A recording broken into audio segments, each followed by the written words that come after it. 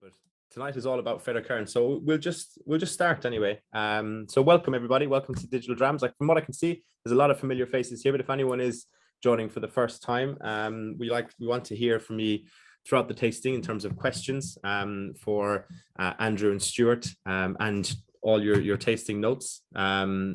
So folks, do you want to, Andrew, I don't know, like we're very, very lucky to, like Andrew's the malt whiskey specialist at White & Mackay, Fettercairn, and Stuart's the distillery manager, and the tastings are always best when you have someone who works hands-on with the product.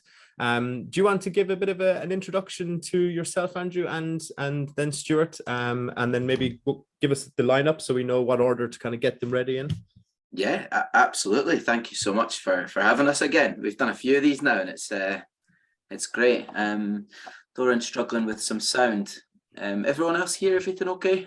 Yeah, everyone else can hear? Yeah.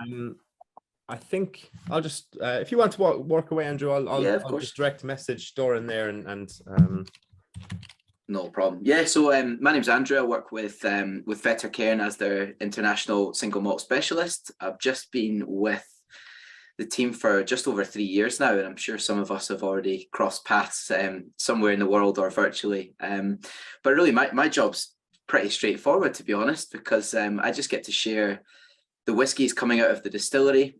We've released a kind of new collection of single malts that started in 2018. So really, when I joined, it was kind of sharing the stories of that new collection around the world, and it's really Stuart Walker, the distillery manager at Fettercairn, and his team, along with our whiskey makers, that do some excellent work. And since we've launched the collection of the whiskies, over the last few years, it's been incredible the amount of more focus there has been on the distillery.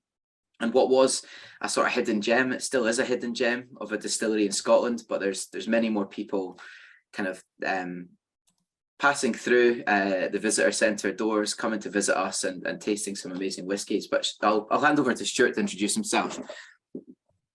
Yeah, well, hi everyone. My name's Stuart Walker. I'm the Fettercairn distillery manager. I've worked here now for almost 33 years and took over the position of manager in 2015. And been lucky enough to see the development of the new range of Fettercairn since 2018, which is, as Andrew says, has created a huge interest in the distillery, and it's great to see us where we are now and some of the lovely whiskies that we're producing and putting out there. And hopefully you will be getting a taste of a few tonight. So hopefully you agree with me. That's it, and I think these have been fantastic in order for people to taste some whiskies. Before you commit to buying a full bottle, it's not always something you want to splash out £100 straight away on a bottle of whiskey, but things like this give us an opportunity to try some weird and wonderful whiskies and some of some real rarities, some on the collection tonight that have pretty much sold out, and that's what's been so great about these. Just before we begin, we've got 4 whiskies for you tonight. We're going to start off with Warehouse 2 batch number 4. We're then going to do the 16-year-old 2021 edition. The third dram is going to be the 16-year-old from 2022. And then we're going to finish off with a real landmark moment for the distillery, and that's our 18-year-old, the first 18-year-old from the distillery, and the first single malt from our distillery to use a finish in 100% Scottish oak casks. So hopefully something a little bit different that you maybe haven't tried before. Jeff Adams saying that he's had a tour around Fettercairn just a few weeks ago. And that's excellent. I hope you had a good time. Yeah, I hope you did. You can tell us more about that later on, hopefully. But let's start with the dram, I think. We also have a couple of people there about the sound. So I know this is kind of kind of breaking the rhythm of the tasting, but is everyone else able to hear us okay? If you could just comment there in the box, if you assuming you can hear us, or more importantly, if people can't hear us, and I'll try and see if I can sort anything on my end. So just to clarify that order, just for my own self, because I was looking at the settings there. We're going to go Warehouse, then Warehouse batch 4, then the 16-year-old, and then the 2022. Andrew, yeah? Yeah, absolutely. There's method to the madness. I think that's the best order to go in. If you're all happy for that. Yeah, no, that sounds excellent. No, again, sorry for the interruption there. I just want to make sure that there's people not missing out. So Anyway, do you want to fire away?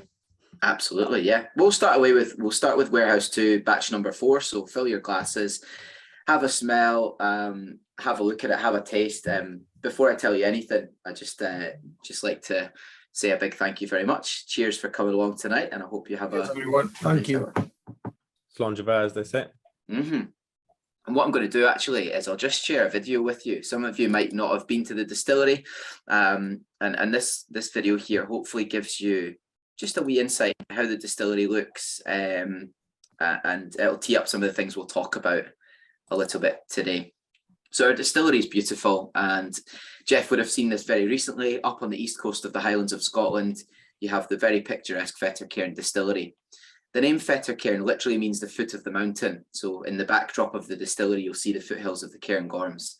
The distillery itself has a very unique distillation process that you can hopefully see on screen just now, where we cool the copper stills down with cold water that comes in off the mountain hills. So this is something that you won't see in any other distillery in Scotland, and it's quite a hypnotic sight when you're taking people around the distillery. The water falling down, the steam vapor rising up off the stills, and the resulting smell and an aroma in the warehouse, in the still house, is very much tropical fruit. There's a kind of pineapple-y, banana, mango sort of aroma when this distillation's happening, which is absolutely wonderful, and something that Stuart will talk us through a little bit more as we go on tonight. And that sort of tropical fruit, new make spirit, the DNA of Fettercairn is what is really, hopefully, you find in all of the expressions we release. Our warehouses are home to a real treasure trove of old and rare stocks and some really curious and intriguing whiskies. Some of them are very old, and some are a little bit more newer and innovative. And I think the Warehouse 2 collection has been a real insight into the mind of Stuart and also Greg Glass, our master whiskey maker. Hopefully every whiskey tonight is there's a woven sort of thread of flavour going through each of them, and that's that tropical fruit note. But by using different casks, we can really take that tropical fruit sort of house style down many different roads and avenues. And that's where, when Stuart's working with our whiskey makers, we really we can really create some truly unique whiskies. So a few people struggling with sound still.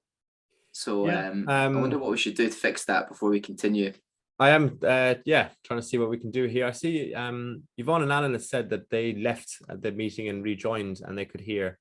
So I don't know if anyone who's still struggling with sound could try that, and we'll see if that gets things sorted. Craig's phone has said that they've got a full Warehouse 2 collection. So that's pretty impressive. Andrew, we'll see while people can rejoin and see if they can get the sound, if that works. In the meantime, can you remind me, it's 2 of these a year that are coming out the Warehouse, is it? And is that going to be the plan going forward? No, so what we've done is, we've released 4 expressions so far, all from within the walls of Warehouse 2, which we'll touch on a little bit in a moment. When we have done 2 a year in very small batches, I think between sort of each batch you're looking at sort of 20 or 30 casks in total.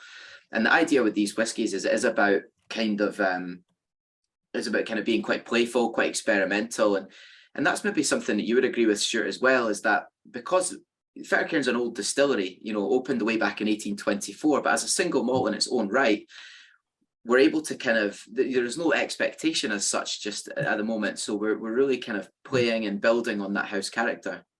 No, 100%. We're in a position at Fettercairn where we can, experiment, try things, create things.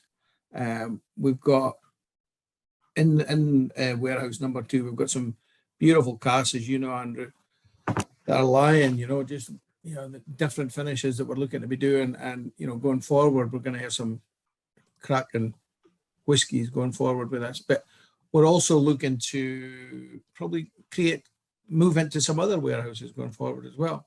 Because at the distillery itself, we're blessed with 14 dunnage warehouses. But all, I know that sounds crazy, but all placed sort of differently within the distilleries you'd expect. But some of them are more open to the elements than others. For example, Warehouse 2 would have been one of the first warehouses at the distillery. So it's got the thick sandstone walls, the earthen floor, classic dunnage warehousing. but it's quite sort of sheltered within the distillery itself. Whereas, you know, some of the other warehouses are quite open to the weather and get the north wind where it can be absolutely freezing, hitting them face on. And it'll make a difference to how the maturation process progresses. Yeah. And that's something that we've been doing whilst we've been releasing these whiskies, actually monitoring the different environments within each of the warehouses. And that's something that, you know, it might not directly impact the flavour that you're tasting in the glass, because of course we're using different aged whiskies, we're using different casks. So, you know, the predominant flavour you're going to get is definitely coming from the types of cask we use. But within each warehouse, there's very much there's casks that are the best representation of what we believe, you know, Fettercairn can offer. And this is where Stuart and Greg had worked together to sort of hand pick those and then build recipes from there. So it's very much about choosing what's already maturing and leading with flavour first. So some really interesting tasting notes coming in. Yeah, there is some fantastic ones there. We also have, so just to clarify for anyone, we were on the batch 4 warehouse, and Gary said beautiful fruity tropical taste to it, like peach, mango, and like peach and mango Kranaken. Reverend Kevin White says I'm getting a very mellow nose, peaches, mango, cream, and sweet honey. We also have nice smooth whiskey, peach and sweet honey. So lots of those really kind of fruity, tropical fruity kind of flavors coming through there. Yep. And stone fruity, I suppose. That's really fantastic. And a few people who've seemed to have left the meeting and come back in do seem to have got over that audio issue. So hopefully, fingers crossed, most people can get sorted on that. Yeah, absolutely. Yeah, hopefully all sorted. I was stuffing my face with olives there. Just about to have dinner after this, but do you know what? Something like that is really nice with this whiskey, and it makes all those fruity flavors really pop. You know, it's like drinking a really fruity glass of white wine or something. Something salty on the side was absolutely amazing. And we should probably tell you how we make this whiskey, I guess. That'd be a good place to start. So Warehouse 2 batch number 4 is a combination of first fill and second fill bourbon barrels, and also a very small percentage of this recipe, 6%, which is actually only 3 barrels. 3 of the barrels are actually ex-red wine casks made from Hungarian oak. And the wine that was in these casks before was Pinot Noir, so quite a light style of red wine. And then Greg, our whiskey maker, has actually kind of partially rejuvenated the barrels. So once they've been used for making red wine, we get the casks at the distillery, and he actually scrapes the inside of them with wire brushes just to partially remove some of the saturated wood and bring through some of the actual spice that you get from the Hungarian oak. And that's something really interesting, because with Warehouse 2 batch 4, with all of the warehouse batches, we always give you the percentages of casks we're using. So for batch 4, we've got 74% first fill ex-bourbon, 20% refill ex-bourbon, and then 6% are these Hungarian oak ex-red wine casks. But even though it's just a small proportion of the recipe, it's actually delivering quite a lot in terms of flavour. So hopefully you'll find maybe some red fruits coming through from the impact of the wine, but then also the lovely kind of finish on this is a little bit spicy, and that sort of tannin comes from using European oak casks as opposed to the bourbon barrels, which really drive that kind of sweet, creamy peach sort of tropical fruit notes that some of you guys have already mentioned. Yeah, we have another comment there on the fruity apricot, leaving a good strong tang. We also had a comment about a saltiness. I definitely do get that kind of saline kind of element. Where Matthew also says, agree with the nose comments. Palate has a bit of ethanol, but still has some caramel, toasted barley, and new wood. Roger Till says, spot of water finds a more spicy finish to add to the honeyed orange. Speaking of which, I noticed obviously when we were getting these packs ready that the Fettercairn 18 is 46.8%, as is this one, I believe, and then the other two are 46.4. What's the meaning behind the difference where you've settled on there for both those ABVs? All of the whiskies we bottle dependent on what they kind of require, and it sometimes depends on the age of the whiskey as to how best to kind of prepare it. Talk about things with sort of tannin. So the Scottish oak 18-year-old and these Hungarian oak casks, they deliver quite a lot of tannin. So we tend to drive the ABV that little bit higher. With the Scottish oak, the 18-year-old, the ABV comes down naturally quite quite a lot due to how active the wooden casks are. And then with the 16-year-olds, when Fettercairn gets to sort of mid to late teens, we just found that this was the perfect ABV for those releases. So although the whiskies are different, the ABV remained the same. And with warehouse, it changes with every release. I think I was going to say this is the highest we've bottled, but it isn't. The batch 3, I think, which we might have tasted last time, was in the low 50s, and this is 48.8. 48.8, yeah.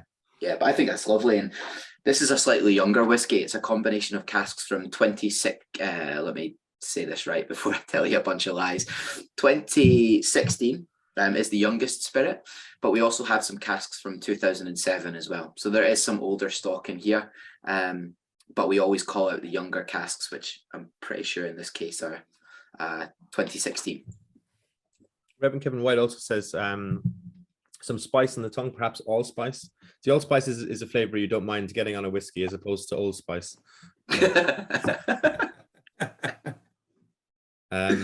James says, I'm getting a fruity pastry on the nose with some initial taste followed with a caramelized brown sugar to finish. Don't think this wants to be any weaker. I do think the ABV kind of suits it. Yeah, just added a drop of water there, and it's not bad, but maybe brings out a bit more honey and vanilla with the drop of water. But I definitely think I preferred it at the strength it was bottled at. Yeah. And with what's the kind of the strength does it come off your stills in the warehouse, and how much does your method of cooling the stills affect that compared to other distilleries? The strength that we're taking it off. So when it's at the end of the spirit run, we're usually looking at a strength of about 68 to 68.5 ABV. Obviously, we'll then add water to that loop to take it back to 63.5 before we put it in the cask. The influence that the cooling ring actually has on the spirit. So Andrew's talking about and we're all getting that lovely fruity note that's coming through the whiskey. That's really the DNA of Fettercairn, and that a lot of that's coming from the cooling ring. So what the cooling ring does when we're on the middle cut, it's actually spraying this beautiful crystal clear spring water on the head of the still, which is obviously causing a massive reflux within that still. So you imagine that at the top of the head of the still, the vapors, if you like, that are rising off the still, they're making their way up the still, and because of the higher they go, the cooler that copper's becoming until they get to the point where the cooling ring is. Obviously, there's a larger percentage of the lighter, fruitier floral notes that we want to carry on into the new make spirit will pass that cooling ring, but the oilier, heavier notes, a lot of them won't pass that point of the cooling ring look. Mm-hmm. What it does is basically when they get to that point, they'll fall back into the look, and it's causing this massive reflux within the still. It's such a crazy thing to see, as Andrew says. It's hypnotic. It's beautiful to see. It was designed by a guy in 1952 who was the distillery manager at the time, a guy called Alistair Menzies, who was obviously looking for a way to create a lighter spirit. How can he make a lighter spirit? Obvious thing to do would have been to re-engineer his stills, make them a different shape to create a lighter spirit, but it costs a lot of money. So what he's looked at, it would have been as simple as he's probably gotten some guys in the distillery to hose the head of a still to create that reflux that we're talking about. He would have been nosing the spirit coming in the sample safe at that time, realised that, there was a change to his spirit. He's then commissioned a guy called John Twigg, who was the engineer at the distillery at that time, to create the cooling ring that you see on the head of the spirit still. And, the original cooling ring, as far as we know, still a number one spirit to this day. It's basically, it's totally changed the spirit of Fettercairn. But that's the DNA. So the DNA really, if you ever taste or knows Fettercairn new make, it's such a unique new make spirit. It's incredible. Oh, brilliant! And Jeff in the chat there has said that the cooling still is well worth seeing. Ian has asked, how long is the distillation period? So the middle cut, or the part that the cooling ring's on, normally lasts for about 2.5 hours. We'd look for about 2.5 hour run, which probably isn't that far away from what you'd expect. I wouldn't rate it as a shorter distillation. It's just I would say quite a normal distillation. But if you imagine, it's creating a reflux within that still, so there's more copper contact as well. Mm-hmm. One of the things I find quite interesting is that it's a very fruity, sort of juicy spirit, but it's not light necessarily. the cooling ring is having a big effect, but we're still getting, we're still getting a lovely kind of creamy, viscous almost spirit. So it's versatile in its nature, that it becomes alive quite young, like the sort of Warehouse 2 batch 4 that we've just tried. Some of that's a lot younger, and that's where you get the sort of ripe green fruit coming through. But Fettercairn can mature for decades and decades, because the spirit has got a viscous quality that allows it to mature for long periods of time. So it's a really versatile new make. But if you get a chance to have a wee sip of it, it's really special. It is. I think that's probably the reason that historically it's been used more in blends, because it's such an adaptable spirit. Yeah, and that's something really important, I guess, that like many distilleries in Scotland, a lot of them would have been producing spirit for blends over the last 20, 30, and or so years, a lot longer than that as well. But I think some of these distilleries, when you open the doors and you get inside and you start to get an understanding of, the place, the people, the history of the distillery, and, the production process that Stuart's just mentioned there, there's some absolute hidden gems. And Fettercairn's a distillery that I never really thought about, apart from a couple of bottles that sat on a back bar when I was bartending sort of 10, 12 years ago. But, when you scratch the surface and get to know it, it's such a special distillery with, just such a unique process and amazing history. What we'll do now actually is we'll jump onto the second dram, which is the 16-year-old from 2021. But I thought, Stuart, this might be a good opportunity for you just to kind of talk to everyone about your I guess your career, your history as a distillery manager. Well, as I said before, I started at the distillery in 1990. In the warehousing, actually. So I started in warehousing, as to be honest, most people do when they start at the distillery. Worked in there for 2 or 3 years, and then moved into production. Had a period of time on the mashing, which was great, and then went on the stills for a period of time as well. And all that was a great learning curve for me, because there's so many different things to learn in the processes you come through. Then I went on to be the brewer in 2003. It was end of 2003. Worked there for 12 years. It was a great learning curve as well, because there's such a variety of jobs to do as a brewer.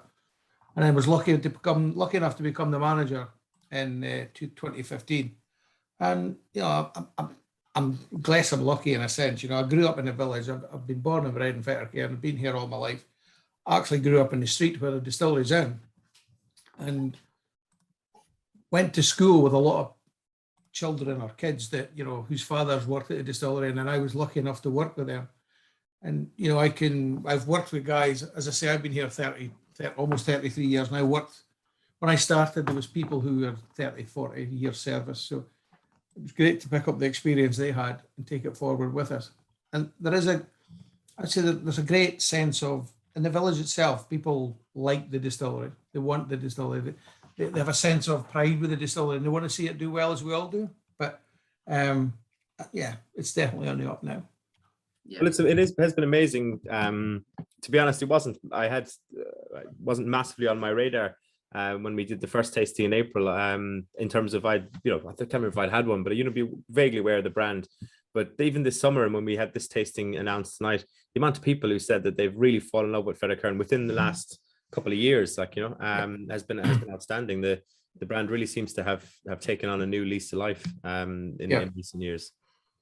I think it's just there's been real kind of care and attention, and we believe that if you do things the right way and the way that you're passionate about, then you'll create something that people really respond to and enjoy. And like I can't remember who it was earlier said they had every bottle of the Warehouse collection, and that was kind of one of the things, if you said that 10 years ago, nobody would believe you, but now people are buying the whiskies and opening them and drinking them and sharing them with friends, and that's a really great place to be, and that's kind of what we all want to do at the end of the day. For me, it's brilliant to see people commenting and enjoying Fettercairn whiskey and doing things like buying the Warehouse 2, but actually, sitting and enjoying a Fettercairn and telling us they're enjoying a Fettercairn. The feedback you get, it's amazing now. It's really, really good. And we had a couple of people here commenting that it's their first time trying a Fettercairn even tonight. So always expanding the audience. And of course, at the end, we'll give you a discount code for 15% off all the drams you'll have tasted tonight. So if you do really fall in love with one of them, you can definitely pick it up. And before we actually head into the next head first into the next 16-year-old of the batch 3, is it? Yeah, 2. Sorry, the second release one. That warehouse batch 4 is £60, and obviously you'll get 15% off that if you join. So it's, you know, for that kind of quality, for kind of fruity, different whiskey, and the bottle itself is stunning. Maybe after we've everyone's had a sip of this, you could even go into more detail, either one of you, on that kind of new bottle design. It's very, very, I mean, it's very kind of Art Deco kind of 1930s vibe, while also feeling incredibly contemporary and modern. Like, it's interesting, great design. Well, the second whiskey, hopefully you've all had a wee taste and things already, is the 16-year-old for 2021. And this is an annual release. We make a 16-year-old whiskey every year. But just due to the nature of the stocks that we have, it is quite scarce. So it's been good in some ways that we're being able to be quite experimental and do things annually, but it's been difficult to create a consistent range of whiskies that we can make year on year. But the 16-year-old whiskey, the 2021 edition, is just a richer iteration of that house style that we're talking about. We're creating a kind of more indulgent kind of dessert style whiskey at this age, and we do that by using some big, bold sherry casks. So maybe more of a classic maturation story that you might be familiar with. So for 2021, we have a combination of 3 different types of cask. Part of this recipe is fully matured in bourbon, ex-bourbon barrels for a full 16 years. Part of it is fully matured in Oloroso sherry butts from Jerez, so an ex-sherry cask, a very dry style of sherry that gives you that lovely nuttiness, kind of coffee as well. And then finally, for the second edition for 2021, we're using Paulo Cortado sherry butts, but these have come from a very old family-run bodega in the south of Spain. And the sherries themselves were 50 and 60 years old before they were bottled, and we got the casks in Scotland. And when the sherries of that age, the casks, of course, have had a long, long life journey. Sometimes they're over 100 years old. And for us, when we fill them with Fettercairn spirit, when it's in its mid-teens, it's less about the wood and more about the previous contents. And that's where you get that really rich kind of stewed fruit, coffee, chocolate. Someone's just said mocha there. Absolutely. The tropical fruit note this time it's much more ripe. You're looking at things like guava, overripe mango, overripe banana sometimes, but definitely for me it's like chocolate, coffee, all those wonderful, rich, indulgent things. And Fettercairn for me, I don't know about you, Stuart, but it seems to just have a kind of sweet spot at 16 years. But is there a particular kind of expression that you are most proud of or like the most?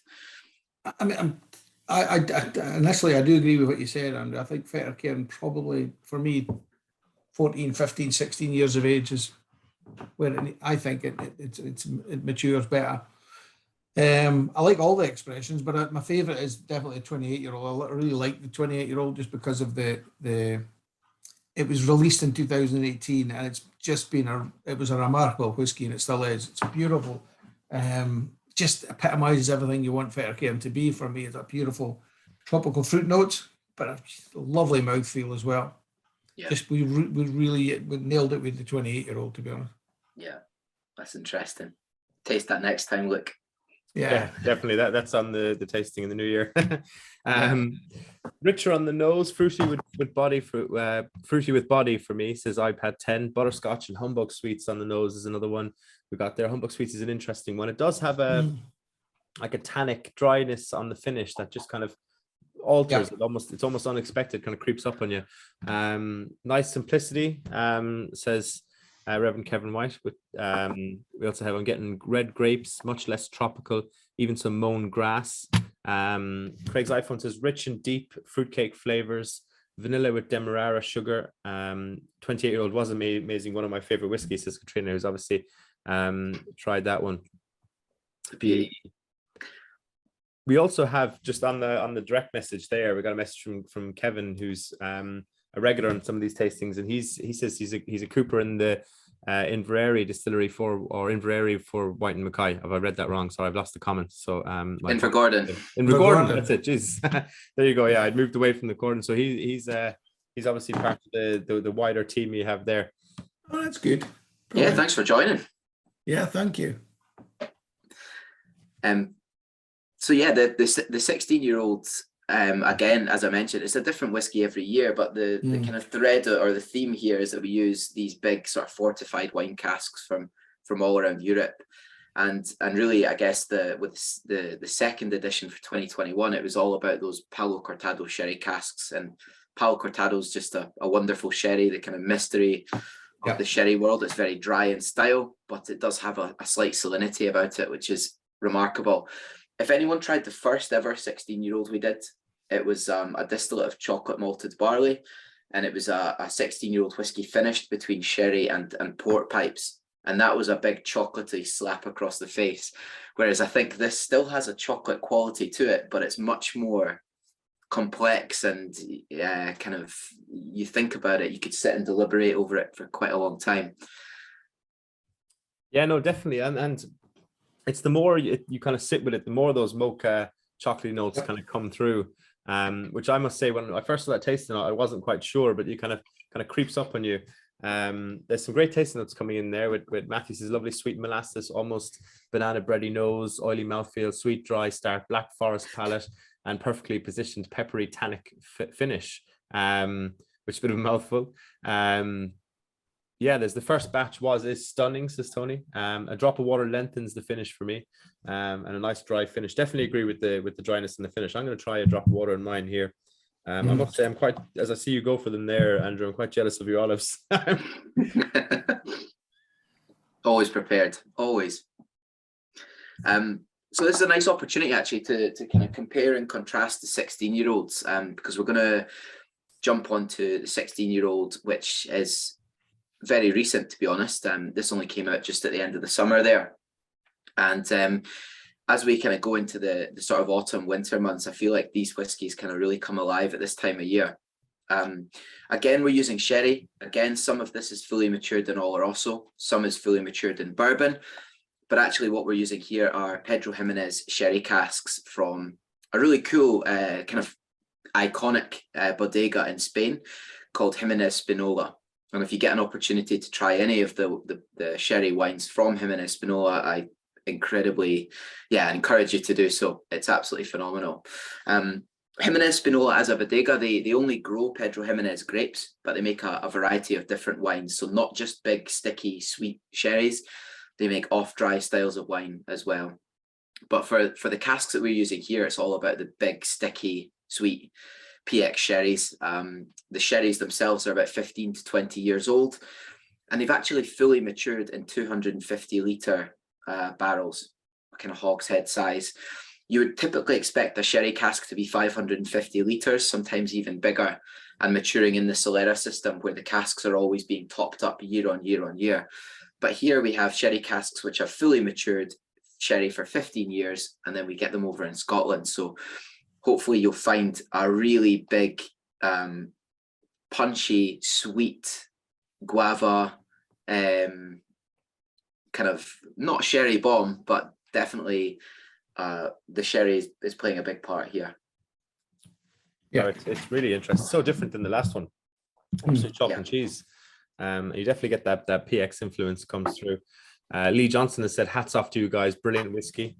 Move over Highland Park is another comment there. And then Roger, I think he's actually talked about the previous one where he says water helps again, oily chocolate orange flavors, lovely spice to the finish. And just before we moved on there, I did the same, out of the drop of water to that last batch 16, and it's really, it does bring out some kind of different more orangey chocolatey flavors. I think it's a good shout there, Roger. But this one's really interesting. It's a bit more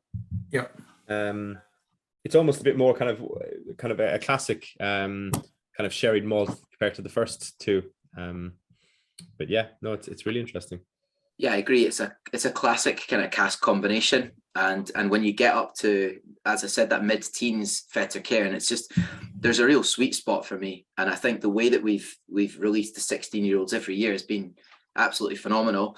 And just touching on, you know, you mentioned about the bottles earlier, there's very subtle differences. I don't know if you can see the label here, but it's literally just in small writing, it'll tell you it's the second release or the third release and then the year of bottling. So you've kind of got to be eagle-eyed to notice the differences from afar. Yeah, but you know, every year I know our packing warehouse does not thank you for that, but you know. Yeah, sorry about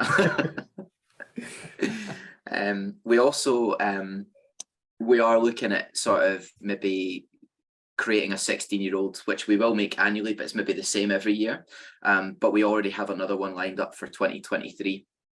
So again, fortified wine casks, but just looking at different producers, you know, developing relationships with bodegas in Spain and port lodges in Porto and the Villanova de Gaia, really important for us at this stage.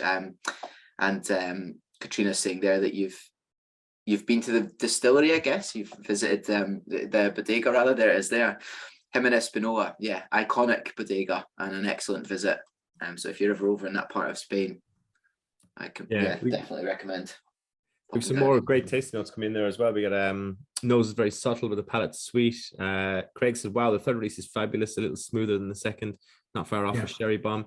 Definitely picking up sweetness from the Pedro. Jimenez on this, simply, or Pedro, simply excellent dram, a bit more spice on the nose, very close mind, more grape on the nose. I said that, massive difference, a lot more complex, and as you say, Katrina said, we've got a bottle of the PX Spinola at home, great bodega, excellent visit. So yeah, as Andrew says, I echo that. If you've been, I'm very jealous. I'm, as I mentioned these tastings before, and it makes me sound like a real loser, but I'm obsessed with sherry. But I've never been to Jerez, so definitely on the bucket list. Yeah, highly recommend it. Stuart, any favourite 16s that we've done so far after 3 batches? What do you think? I must admit, the first release was really good with the chocolate malt, but I think the third one that we've released this year is really good as well. You know, it is really typifies Fettercairn. So you still got that lovely fruity note coming through from the Fettercairn spirit, but it's really marries well with that the sherry that we've married it with. You know, it's just so subtle, so nice, but it's such a smooth dram. A lovely mouthfeel for me. It's really nice. I remember we tasted the 16-year-old, the first batch before it went finished. Yeah, before it was sent up to Greg and Richard to be finished, and it was really remarkable stuff. It was, and that was I remember doing that in the warehouse with you. It was a really good day, that, to be honest with you. And we've got more chocolate malted barley casks in the warehouses. Someone's asking if we've got any peated casks. Do you want to take that one? Yeah, so we do have peated cask line at Fettercairn. So previously we did make peated Fettercairn. So every year we'd make usually about a month's work. So we'd make about 300-400 3 or 4 weeks work of heavy peated malt we were bringing in. Usually in the summertime, we brought it in about 55 ppm. We stopped doing that in 2011. We still have cask lying on site. I'm not sure we've got any sort of plans for them, and you know, as it stands just now. But we definitely do have peated cask lying on site here at the distillery. Yeah. Oh, very good. We also had a question there about the price on the 16s. So the second release is available at the moment for £65, and the third release for 72. But obviously that's before you get your 50% discount on top of that. So yeah, they're really good value, especially now with age statement malt across Scotch, but also just across even an Irish whiskey as well is starting to have a bit of a premium on it. Some very well-known island distilleries having releases recently that are a similar age to this, but well into the hundreds in price. So that's not those aren't bad prices there. Yeah. Paul's saying there that he's had an imperial stout finished whiskey last week that was very chocolatey. Well, we have some plans coming up shortly with a local brewery to Fettercairn, or 2 local breweries really. You've got 6 Degrees North, and is it Burnside is the other one? Burnside Brewery, yeah. So they're both breweries in Lawrencekirk, which is the next town from here, that we're dealing with some lovely casks of different ales, if you like. We had it started, Greg Glass, our whiskey maker, kind of started the beer partnership up during lockdown, because a lot of breweries were still producing, but the beer suddenly had nowhere to go. So it was a really great opportunity to collaborate with breweries, give them access to barrels where they could store beer. So casks that had previously held Fettercairn would go to breweries, they'd be filled with beer for X amount of months, and then we'd get the casks back deliciously seasoned with a variety of different beer styles, and it just meant for more experimentation. So don't want to give him too many spoilers, but hopefully something coming out in the not too distant future. Yeah, I see an imperial stout really working, because I suppose the higher ABV, the robustness kind of might kind of hold through, because you know, I mean, I've had some really hit and miss experiences with any beer finished whiskey. You know, when I first tried a few of the IPA finished ones that you could get in Irish whiskey, you kind of think, oh, this is interesting, but there's some awful ones out there that are just undrinkable. Now, I know I'm sure you can do, you're going to be fantastic. Be interesting how many Russian imperial stouts no longer have the word Russian on the bottle. I don't know. Gary prefers the second one rather than the third release. And it says, and the other Gary says 2021 is Christmas in a glass. And Paul Francis says you need something strong to have any impact. Tasty notes of chocolate and coffee. Beer finish whiskey, a bit like Innocent Gun in reverse. That's a good shout. iPad 10, yeah. Not keen on the lag Guinness. Do you know what, Tony? I disagree. I had, the first time I tried it, I thought it was a little bit meh, but then the second time, I really enjoyed it. It's one that the bottle's gone down pretty fast, I have to say. I liked it. I mean, I thought the Jameson Caskmates IPA, which was the first beer finished whiskey I tried 4 or 5 years ago when that came out, was terrible. But the stout one they do is quite good. But I suppose, like, you know, that's the, you know, I think maybe the stout flavors, the kind of maltiness, the chocolatiness you get in the stout, the darker notes maybe just lent a bit better. Jeff says, so glad you didn't do a cider finish. A cider finish might actually not work too bad. I mean, if you kind of recreate the, you know, I've had some pretty interesting whiskies that were finished in like Calvados and brandy casks, so maybe a cider could recreate that. You never know. But yeah, we've got one more whiskey to talk you through tonight, which is kind of the really special one. But I guess before we talk about the 18, which is really a bit of a glimpse of the future of the distillery, let's talk a little bit about the history, and maybe then Stuart, we can talk a little bit about the sort of barley partnership and things like that. Yeah. So obviously the history of the distillery is it was established in 1824 by a guy called Alexander Ramsay, who and it's one of the, I think it's the second oldest licensed distillery in Scotland. And the first distiller was a guy called James Stuart, who was famous in this area prior to the 1824 as being one of the best distillers or illicit distillers. Because as you know, Andrew, behind the distillery itself, there's like a drover's road that goes over the hill into Deeside, Cairnamount, where, you know, there was a lot of people who were making whiskey on the hills behind the actual distillery itself and selling it to the people who were coming down from the highlands to the lowlands to sell their cattle or, you know, other animals, as you say, going down the hill. Yeah. And James Stuart was seen as one of the best in the business, so it made sense that Alexander Ramsay took him on as his first distiller. Had a lot of owners, I would say, over the years. You know, been owned by White Mackay now since 1973, and that's, you know, where we are. You know, jumping from one end to the other, if you like, we're now in a far better place than we've been for many a year. You talked about the 200 Club, so I got in a conversation with a guy called Eddie Douglas, who's the sort of managing director of Bears Malt, and we started speaking about just how myself, having grown up in the village, knew a lot of the farmers that would have been supplying the malt barley to Bears Malt themselves. And from that, we actually developed this 200 Club, which is basically, we've got 200 or almost 200 farmers to sign up to supply and malt barley to Baird's malt in Arbroath, who then supply all the malt to the distillery. So we're in a position to say where all the barley that's coming into the distillery is actually within a 50-mile radius of the distillery itself, which I think is a fantastic thing to be able to say that. And it's really going back to the distillery, how it would have been 200 years ago. So if you imagine 200 years ago when they made the distillery, all the local farmers would have been supplying the malt to the distillery itself. So it's just really like going back 200 years, but it just makes so much sense.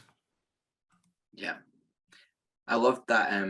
When we kind of launched that process as well, we had all the farmers come to the distillery, and we actually combined it with the opening of the visitor centre, where we're now inviting people to come round and have a tour of the distillery. And that whole barley, the sort of growing of barley, the harvesting, that whole part of the story was probably lost somewhere in the 60s when a lot of distilleries decommissioned maltings, because obviously getting the most out of your barley is really important, especially these days, so obviously using that commercial malting partnership with Baird's is great because we get as much spirit as we can from the barley that we use, but it allows us to kind of create these relationships with the farmers, and then it allows us to innovate further, even creating single estate whiskies from barley grown on the very estate where the distillery is. So I love all that. One of the proudest days I've had is we well, you've seen it. We've got a selection of casks in number 2 warehouse where the wood itself is actually the barrels are made from natural fallen oak within Fask Estate himself, that we've air dried and made into these beautiful casks, and we filled them with whiskey where the barley actually come from the estate itself as well. So I mean, we've got casks that were created on the estate filled with whiskey where the barley came from the estate as well. It's an amazing story to be telling. It really does sound fantastic, Stuart. And we had a great comment there about the 50-mile radius being great sell on the carbon footprint as well. So I mean, the area we're in, look, it's such a fertile part of Scotland that it just makes so much sense to be taking in the supply of barley from the area that the distillery is in. Mm-hmm. Yeah, no, it's really exciting. Yeah, it is, and Andrew will talk a bit about the Scottish Oak as we go forward, but it's such an exciting time in the distillery with what we're doing. Yeah, so many little things that have kind of been put in place that just that help to provide the building blocks for the next 200 years of whiskey making, which are obviously really important. And it's a real pleasure to share with you the 18-year-old this evening, the first 18-year-old from Fettercairn Distillery, which is finished in Scottish oak casks. I think the first 3 whiskies we've had tonight, to a point, have been quite classic combinations of casks that you would have expected from a Scottish distillery. But Scottish oak, or our Scottish oak program, was really a response to something that has been ongoing in industry for a long, long time.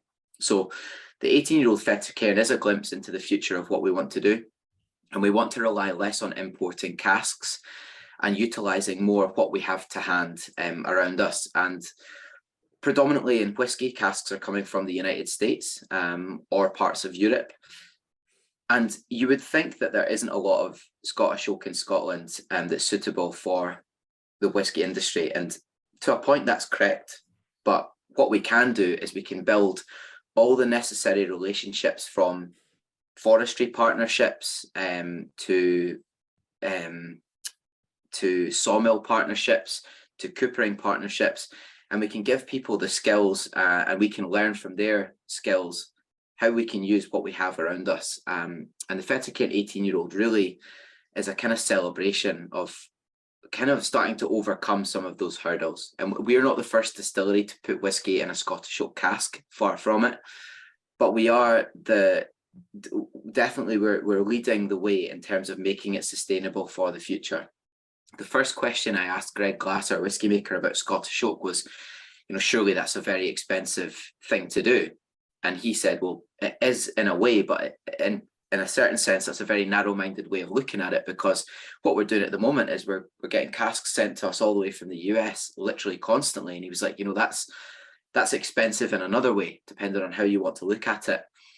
And then also the cost of making a barrel from scratch, of course, is very high, but then we're setting the groundwork in terms of how much value we can get from that. You know, what can we do once we make a Scottish oak barrel? Well, we can send it to a brewery, we can send it to a Scottish rum producer, we could send it to Spain if we wanted to be seasoned with a variety of different sherries. There's loads and loads of things we can do once we have a cask to get an incredible amount of value from it.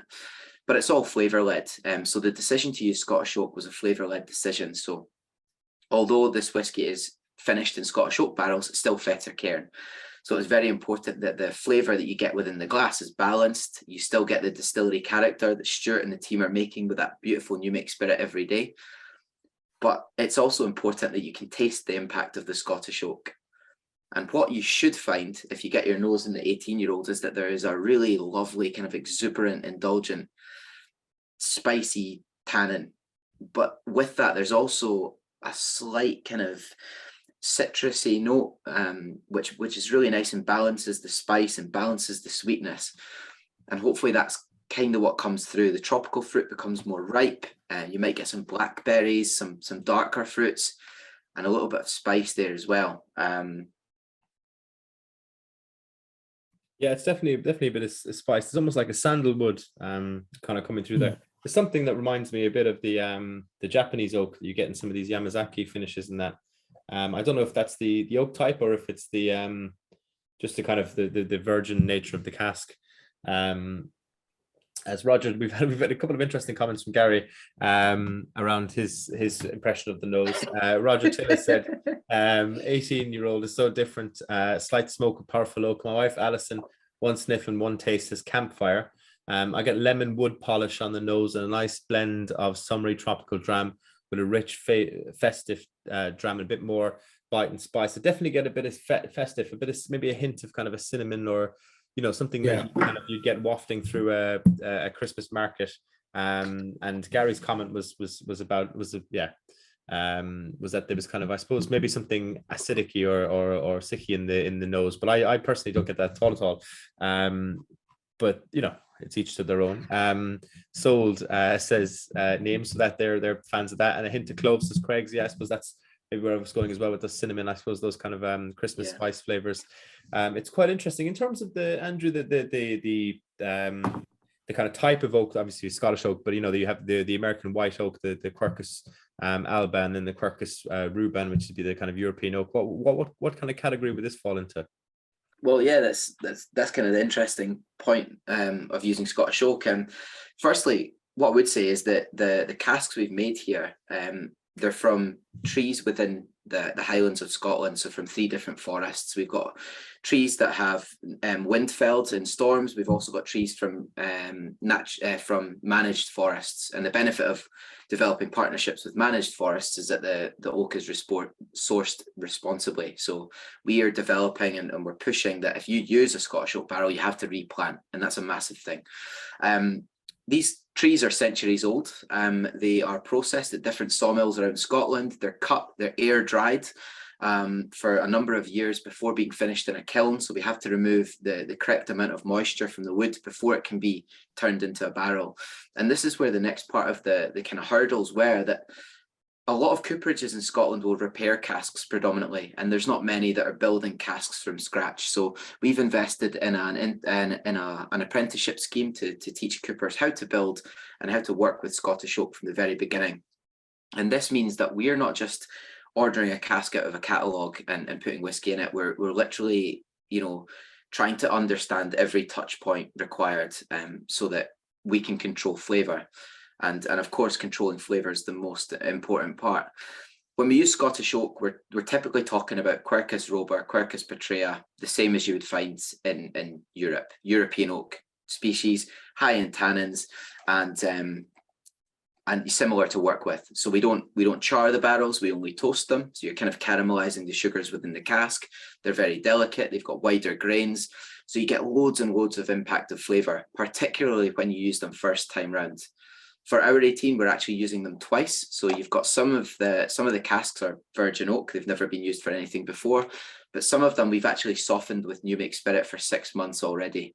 and then we fill them again, because a lot of you are talking about that clove note, that cinnamon note, and that's something you'll typically find from virgin oak. But for me, this is just a wonderfully well-balanced whiskey. But Stuart, you worked with Greg, and you've been working with Greg for the last few years with Scottish oak, so you've got a much better understanding of sort of the impact of new make in Scottish oak and different sized barrels and all that kind of stuff.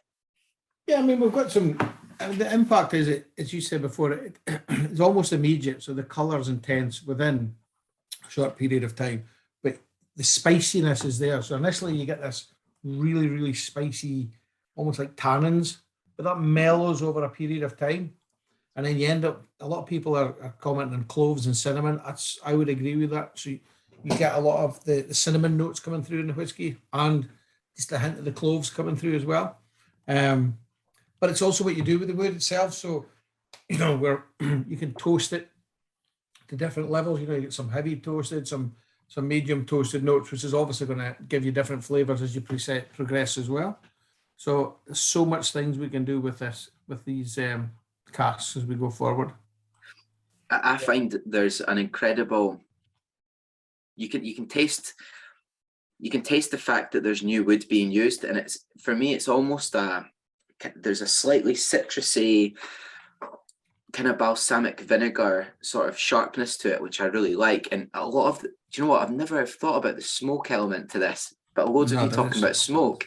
And what's amazing is we opened an empty Scottish oak cask the other day at the distillery, Stuart, and everyone's talking about how it smells like bacon frazzles, like smoky bacon. Bacon frazzles, yeah. And that's actually the first time that, I think it's maybe just from reading it, but it's the first time I detect that kind of slight bonfire smoke quality, which is different. That if you're explaining a whiskey as being smoky, it's not what you'd expect. It's really interesting. No, it is. There is some, Reverend Kevin White says bitterness of treacle. I'm getting cinnamon now. A drop of water. Craig's phone says I usually advise a non-whiskey drinker to go for a younger dram to start, but I think this would pull them in. Fabulous.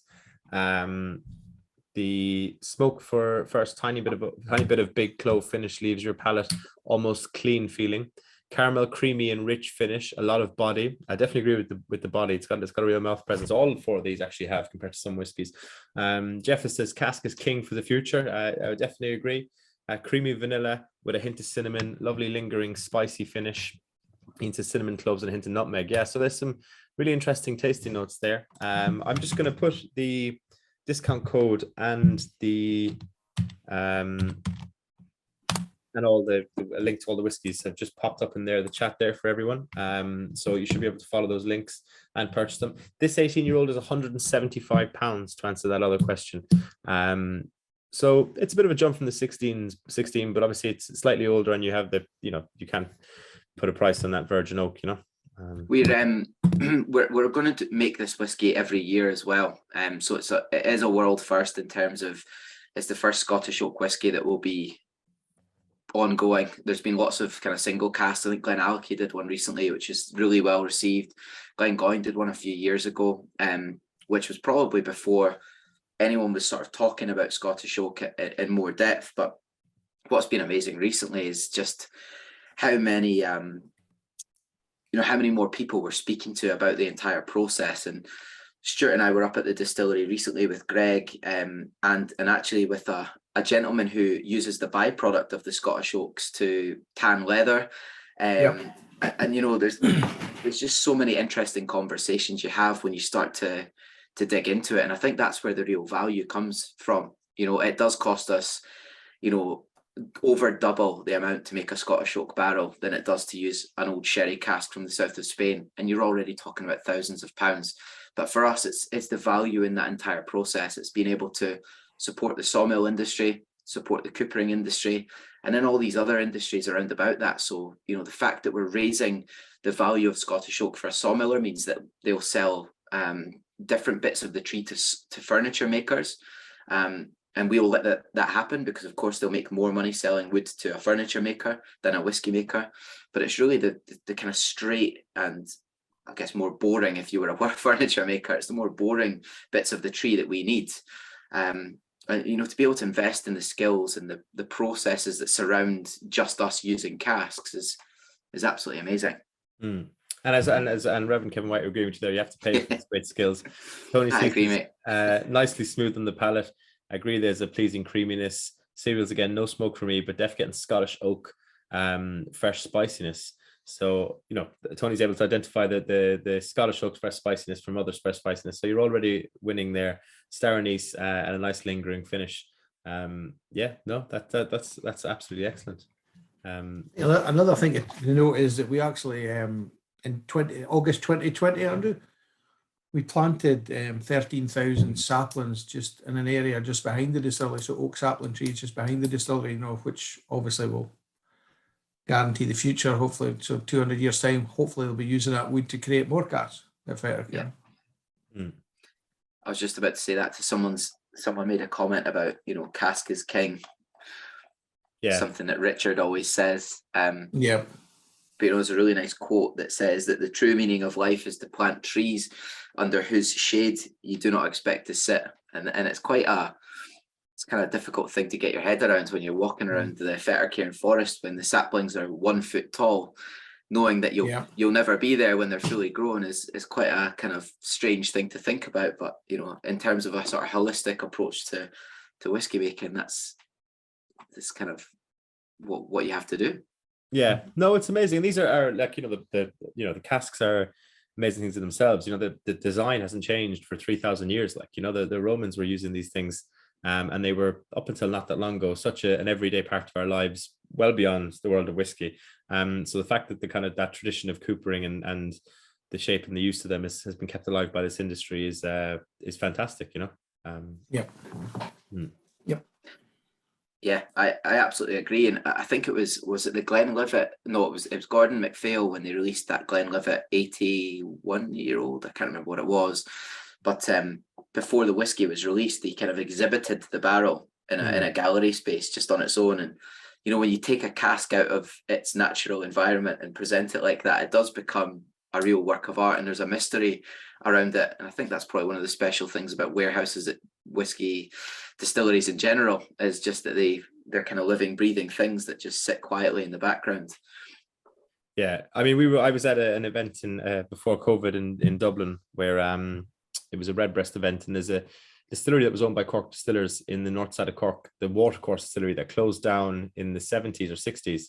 And Gerard Buckley, who's the head cooper at Middleton Distillery, his father worked there, and they took apart a cask from that distillery, an old sherry cask that had held sherry for I think 40, or had held whiskey for 40 years, and had been quite an old sherry cask before that. So it's probably over 100 years old cask, and it was taken apart in front of us by the cooper as he talked through the kind of history of coopering, and it was one of the most special experiences I've had in the whiskey industry.